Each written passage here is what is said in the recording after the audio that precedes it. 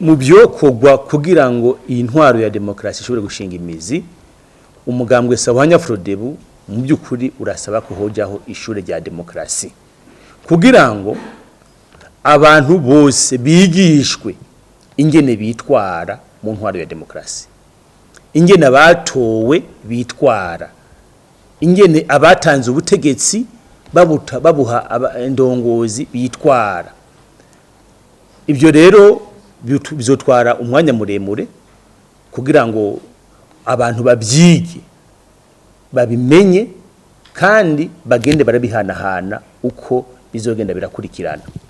Ikindi kintu gihambaye nuko twogira indahiro ikintu cyose cyo gukumira abandi. Aha hariho ikumirwa rya politiki tukarigwanya, hakabaho ikumirwa rifatira ku moko tukarigwanya, hakabaho ikumirwa rifatira ku miryango tukarigwanya, kuko ikumirwa iminsi yose ryamara ivyari bibi. Icyo rero naco nyene turagishira imbere kugira ngo abazokurikira mu bihe bizoza ntibazosange mu Burundi hakiriho ibintu byo kuvuga ngo haracyaba gukumira abandi.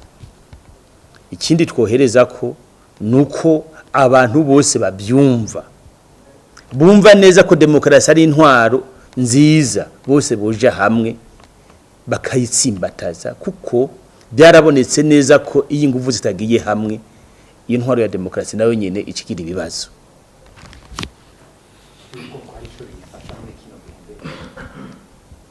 Subira mu kibazo.